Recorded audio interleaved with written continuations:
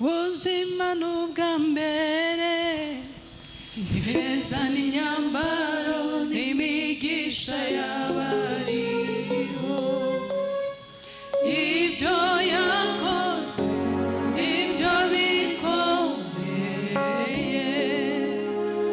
uri umunyamahirwe kugihumeka, ubuzima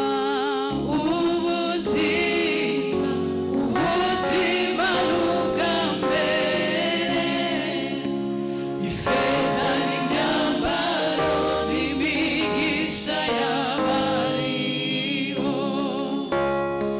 ibyo yakoze ibyo bikomeye, uri umunyamahirwe kuba ugihumeka. Bwana asifiwe. Ubuzima n'ubwa mbere, waba ufite ibibazo bingana gute, waba uremerewe bingana gute, ariko ukaba ufite ubuzima, nibwo bwa mbere. Kuko iby'Imana uyifuzaho byose, ibyo usengera byose, imishinga yose ufite, ibyo wifuza kugera, udafite ubuzima, ibyo bintu byaba bimaze iki? Hari icyo byaba bimaze? Ubuzima rero n'ubwa mbere, kandi iki gitondo turabufite. Imana irabudutije, ibutije abasore turi kumwe, inkumi turi kumwe, abamama, abapapa, twese Imana iyo mpano yayiduhaye. Si Imana yo gushimirwa? Hari icyo wabuguze? Hari icyo wabwishyura? Hari ikiguzi na kimwe wumva watanga kugira ngo utunge iyo mpano? Imana tuyizamurire icyubahiro, yagize neza. Yankunda kubwira abantu tubana kenshi, nkababwira ngo dukwiriye gukura ku kigero tutarebera Imana mu bifatika, ibi bigaragara.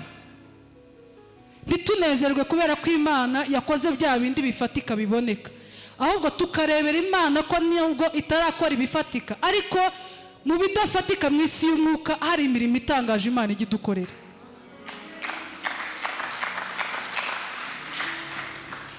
Turabyumva? Hari ukuntu umuntu ajya aza gushima, akavuga ngo ndashima Imana ko yandinze ndiho ndi muzima ndi amahoro, amashyi ntuyumva, ukabona n'abantu ntibibafashije. Ariko naparika nk'ikimodoka hariya kigaragara, nkajya mbabwira nti Texeri cyangwa imodoka runaka mwayibonye nshyashya, mwayibonye iriya ni iyanjye, amashyi. Mbese ukabona n'abantu bahaguruka bakikorera intebe. Ariko reka mbabwire, nta bintu tugeraho bifatika Imana itabanje kubiremera mu isi y'umwuka. No mu gihe Imana itaraguha ibifatika, igakuyishima kuko irimo irakora, nta gihe na kimwe Imana ituza itarimo gukora. Rero Imana turayishima, n'ibyo tuyisaba tutarabona turabizi ko iri mu kazi, irimo irabikoraho. Mu gihe kiri imbere, ubwo iki dutuje ubuzima, nabyo tuzabibona. Imana niyo gushima. Twinjire mu ijambo ry'Imana. Noneho ndabasabye ngo tubane maso umwanya muto ndi bumare hano, ntago ndi bubatindire, kuko icyigisho mfite nurangaraho gatoya ushobora kuza gutakara, ntumenye ahantu twari tugeze bikaza kukuvanga. Tugiye kwiga ku mpamvu umukristo, abakristo dukeneye ijambo ry'Imana no gusenga kugira ngo tube dushyitse. Turabizi umukristo tubivugaho kenshi, dusoma ijambo ry'Imana, gusenga, ariko noneho tugiye kubihuza. Impamvu dukeneye ijambo ry'Imana no gusenga kugira ngo tube dushyitse. Yego turi kumwe?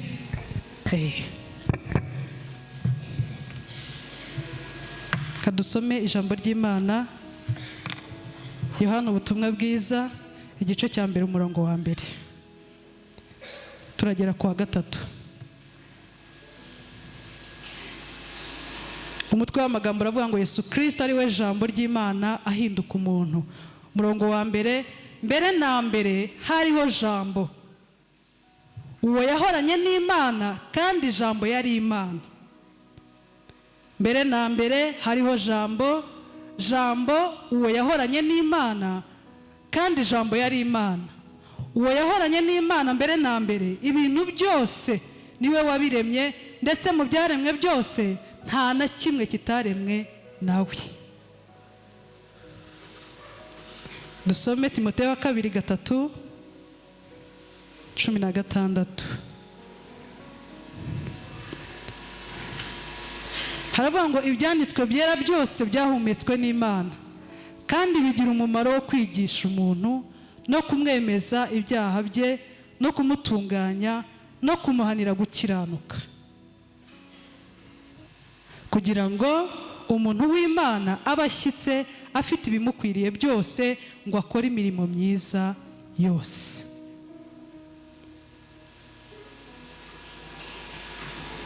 Turaza kwifashisha ikindi cyanditswe tuzi, kereka umuntu ngira ngo utari umukristo waha ko dukunda kwiga ku Mwuka Wera. Ibyakozwe n'Intumwa 1:8, ninde uhazi uko havuga? Baririmbye 1:8 Ibyakozwe n'Intumwa. Ko mureba hasi se? Icyakora muzahabwa imbaraga Umwuka Wera nabamanukira, kandi muzaba abagabo bo kumpamya Yudeya ni Samariya no kugera ku mpera y'isi. Niko havuga. Bwana sifiwe. Tugiye kugenda rero gahoro gahoro, mumfashe twiga uyu munsi. Numvaga ntegura iki cyigisho nk'uwamataburo nkajya nandika kugira ngo tugende gake gake, ariko n'ubundi Imana irabidufashamo, kandi Imana idufashe ijambo ritwungure. Dusanze ko mbere na mbere ijambo yagize ate? Yari ariho. Siko twasomye? Kandi ngo ibintu byose byaremwe n'uwo jambo.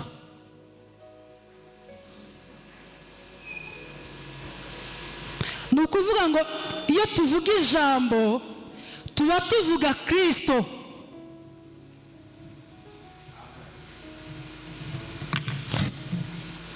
Bwana sifiwe.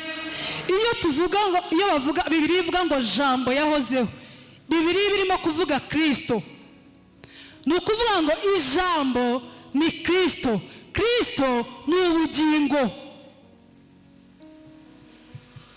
Tugendane, turaza kugera aho twumva, ariko ndagira ngo tugendane akantu ku kandi kugira ngo tuze kugera neza kucyo nshaka kuvuga. Jambo yahozeho, kandi jambo dusanze ari Kristo, Kristo ubwe ni ubugingo. Niyo mpamvu wamwakiriye muri we aba yakiriye ubugingo. Ibyo byo ni ihame. Umwakiriye muri wowe uba umaze gutunga ubugingo. Bwana sifiwe. Ubwo bishatse kuvuga iki? Ko umuntu udashaka gutunga ijambo muri we, na Kristo nta mutunze muri we. Icyakora waba umutunze gutya ku munwa, ariko muri wowe ntago waba ugize ute? Ntago waba umutunze. Niyo mpamvu dukwiriye kwiga ijambo ry'Imana, jambo tukamutunga muri twebwe.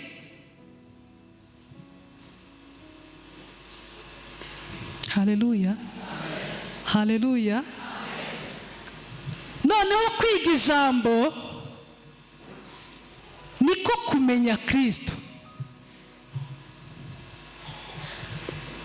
Twabonye ko jambo ni Kristo. Noneho gufata ijambo ukaryiga, ukariha umwanya, ugakenera kumenya ibiri mu ijambo ry'Imana, niko gusobanukirwa Kristo, kuko Kristo ubwe ni ijambo. Ubwe ni ijambo. Noneho kumenya Kristo ni ugusa nawe.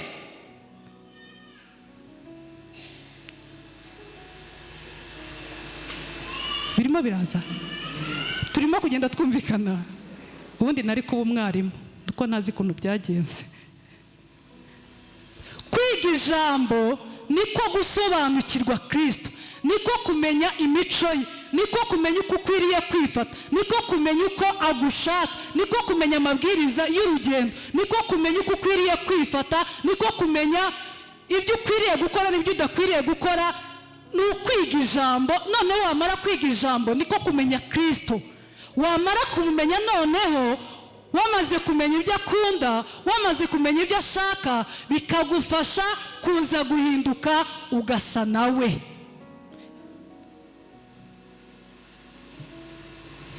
Bwana sifiwe.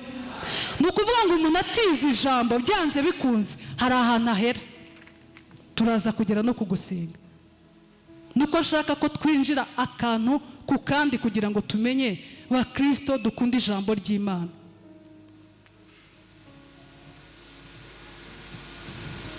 Noneho ko twiga ijambo ry'Imana niko turushaho no kugwiza ubumenyi mu by'Imana, mu by'uru rugendo. Nta muntu ushobora kujya mu kazi runaka adafite ubumenyi muri ako kazi. Nta muntu ushobora no gufata urugendo katureke iby'akazi adafite amakuru byibuze yaharimo yerekeza. Aho hantu nubwo utahazi ariko ushaka inshuti, ushaka umuntu wahagiye, ushaka umuntu utuyeyo akakubwira iby'iyo nzira, akakubwira ko bimeze, mbese kugira ngo uze kugera kuri destination yawe ugomba kuba ufite amakuru. No muri uru rugendo usenze ariko udafite amakuru, udafite ubumenyi mu by'uru rugendo ntago byuzura, biba ari igice. Bwana sifiwe. Ijambo ni Kristo. Kumenya Kristo nuko dufata ijambo tukaryiga. Imana yajyaga ibwira Abisirayeli, Mose abakura mu gihugu cya Egiputa aberekeza mu gihugu cy'isezerano, akababwira ngo mujye muzirikana. Imana ikabwira Abisirayeli ngo mujye muzirikana amategeko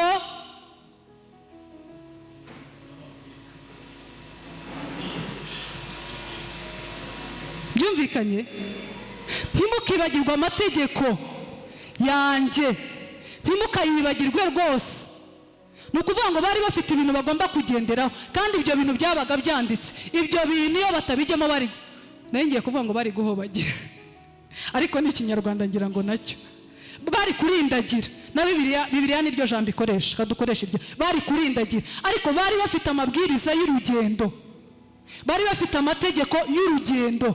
Ibyo bintu Imana yarabihanangirizaga ikababwira ngo ayo mategeko yanjye mujye muyazirikana, ntimukayibagirwe, mujye muyibwira ku manywa na nijoro, kugira ngo mutarindagira muri uru rugendo. Ijambo ry'Imana ni Kristo, kandi kugira ngo tumenye Kristo nuko dufata iryo jambo tukaryiga, tukamenya neza Kristo, tukamusobanukirwa. Twamara kumusobanukirwa tukabona gusa nawe.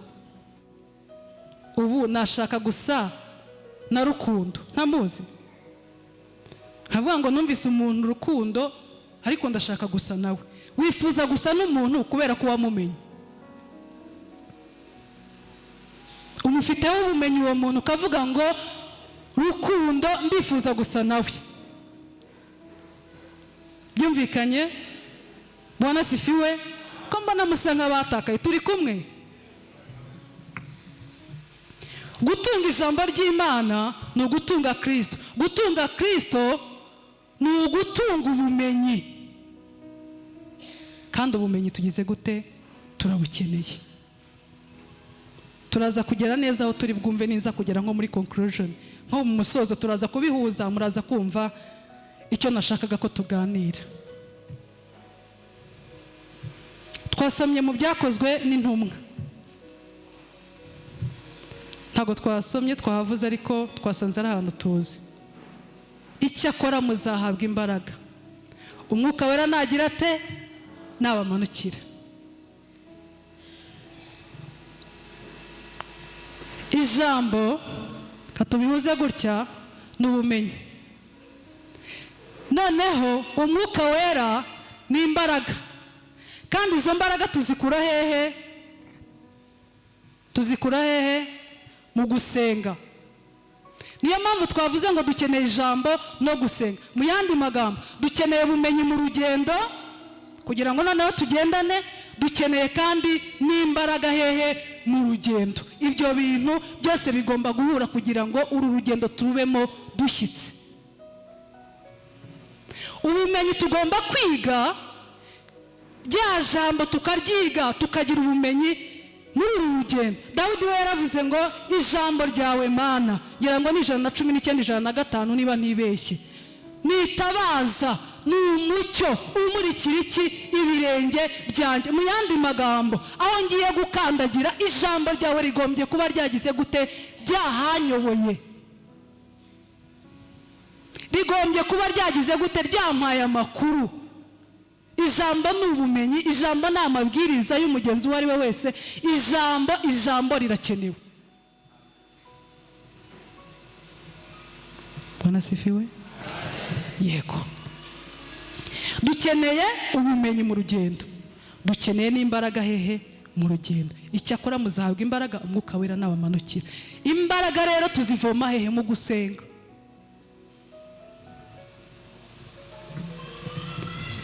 Haleluya. Twize ku gicaniro, ibyo twarabyize gusenga. Ni ukuvuga ngo iyo umuntu asenga Imana imuha imbaraga. Iyo dusenga, hari igihe tuba dusenga dukeneye ibisubizo by'ibintu runaka, ariko niyo bitaraza, umuntu usenga Imana imuha imbaraga zo gutegereza no gutambuka mu biharimo kugira ngo azagere ku cy'Imana igira gute, ishaka kumugezamo cyangwa ishaka kumusingiriza. Rero iyo dusenga aho ngaho tuhakura imbaraga. Imbaraga tuba dufite nuko umwuka w'Imana aba ari hehe? Aba ari muri twebwe. Yesu ashimwe. Yesu ashimwe. Umwuka wera rero twamwizeho kenshi, ariko reka muvuge ngo umwuka wera ni umuyobozi utuyobora. Umwuka wera ni umufasha, udufasha mu bitugerageza, udufasha mu ntambara duhura nazo. Nako kazi k'umwuka wera. Utunihira iminiho rimwe na rimwe ngo dusenga nabi, ariko akatuvuganira. Noneho za mbaraga duhabwa iyo mwuka wera yatumanukiye n'imbaraga zo kwihangana rimwe na rimwe, n'imbaraga zo kunesha, n'imbaraga zimwe zo kwirukana abadayimoni. Mujya mubona abantu bamwe bahabwaho impano zo gusengera abarwayi bagakira. Izo mbaraga kubera ko umuntu yahawe umwuka wera w'Imana muri we, zikagwira muri we, zarangiza zigakora iki? Ibitangaza.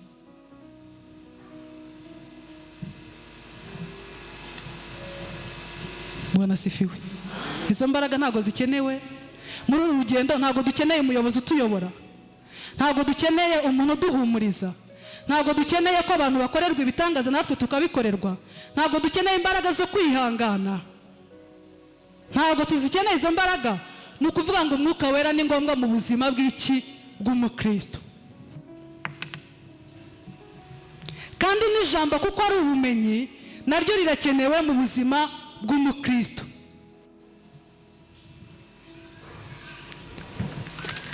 Reka rero mbabwira ahantu hari imbaraga ariko hatari ubumenyi. Mu yandi magambo, ahantu hari imbaraga z'umwuka wera ariko hatari ijambo ry'Imana, ikintu kihaba, haba akajagari. Bwana sifiwe.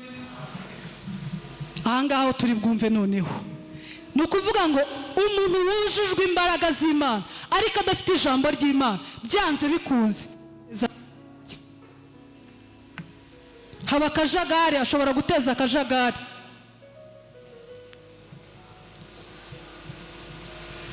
Kuko imbaraga arazifite zo gukora ibintu, ariko nta bumenyi afite bwo gukora bya bintu. Amenya ngo iki kintu nubwo afite imbaraga zo kugikora, ndagikora muri ubu buryo, ndagitanga muri ubu buryo, ndagitereka muri ubu buryo, ndagitegura muri ubu buryo. Mbese amenye ngo buri uhaye umuntu ukamubwira ngo ngwino udekore, atabizi, nta bumenyi afite, yagukorera ibara kandi afite imbaraga. Yajya biterura akabitereka, akabiterura akabitereka, abantu bahagera bagacanganyikirwa. Mu yandi magambo, imbaraga zirakenewe ariko n'ubumenyi bugize gute? Burakenewe. Gusenga birakenewe, tugahabwa imbaraga z'umwuka wera w'Imana, tukuzuzwa imbaraga z'Imana, ariko nanone dukeneye ijambo ry'Imana kugira ngo za mbaraga duhabwa Imana itwigishe uko dukwiriye kugira gute?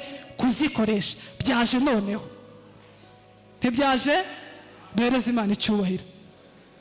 Hano turimo twifuza kuzakorera Imana, hano turimo dusaba impano z'umwuka wera w'Imana, hano turimo twirwa ku misozi dusenga amanywa nijoro tubwira Imana ngo dukuze, dukure kuri iki kigero, tugeze kuri iki kigero. Ariko ndakwinginze ngo nusenga ugasaba imbaraga z'Imana, jya usoma n'ijambo ry'Imana, usabe n'ubumenyi Imana itanga, kugira ngo izo mbaraga nuzongeraho ubumenyi zizakore ibikwiye, zizakoreshwe ibikwiye, ze kuzavanga ibintu, ze kuzateza akajagari, ze kuzatuma abantu bagongana, ahubwo izo mbaraga niziza zikiyongeraho ubumenyi bw'Imana, zizakora ibidasanzwe mu bwami bw'Imana.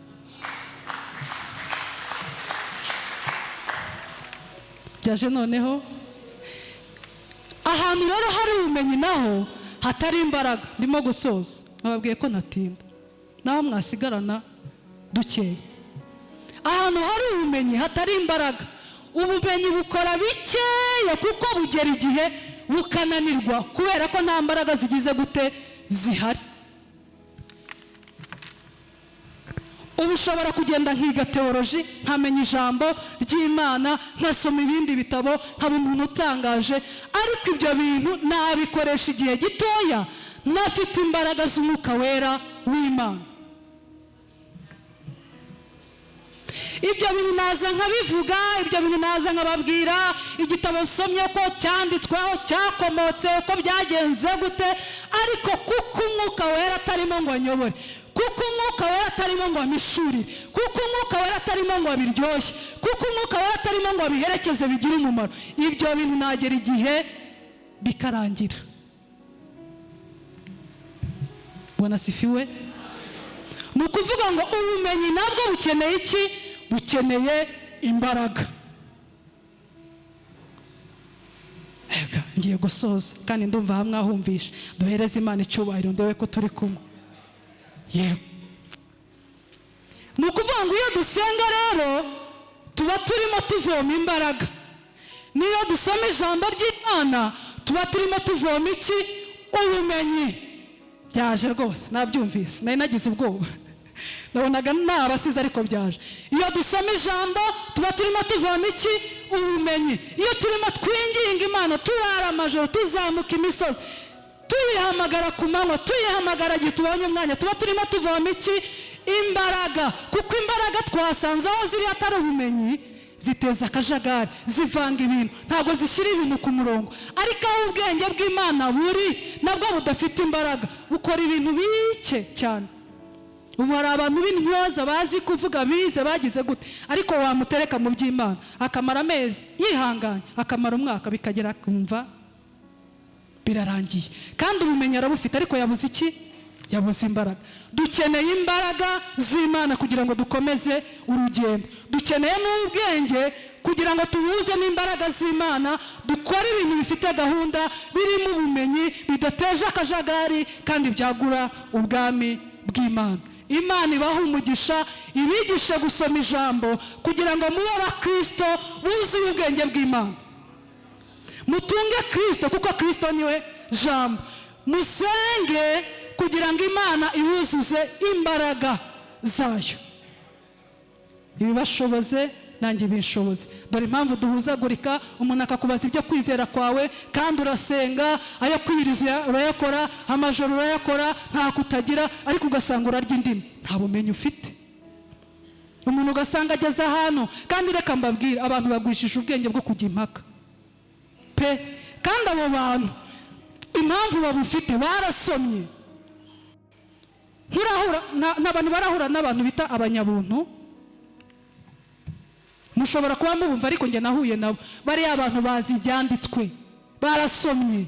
N'impamvu bafasha abantu benshi bakabigarurira, ntabwo abantu basomye ngo bagire bwa bwenge, bagire bwa bumenyi mu ijambo ry'Imana. Abantu barasenze, buzura Umwuka Wera, ariko barakinga cyangwa babura ubumenyi, ku buryo ahura n'umuntu akamujyana aha, akamugarura aha, ngwino tujye gusenga. Rimwe na rimwe ugasanga n'ibintu ujya gusenga ntabyo uzi, ntufite n'ubwenge bwo kugenzura kubera ko nta jambo ufite muri wowe, ugasanga wisanze ahantu hadakwiriye. Dukeneye gusenga Imana ikaduha imbaraga, ni nziza rwose, ziryoshya agakiza, ziradufasha mu rugendo, kuko twasanze Mwuka Wera dukorera imirimo kandi akadukoresha ibitandukanye kugira ngo uru rugendo rurusheho kutworohera. Dukeneye n'ubumenyi, twasomye ijambo ry'Imana kugira ngo bize bihure n'imbaraga z'Imana, niturangiza tuba abantu badasanzwe mu bwami bw'Imana. Dukunde ijambo kugira ngo dutunge ubumenyi, dukunde gusenga no kubana n'Imana kugira ngo Imana itugwizemo imbaraga zayo, tuwe abantu b'Imana bashyitse muri uru rugendo, hanyuma uru rugendo tuzarusoze amahoro. Imana ibahe umugisha.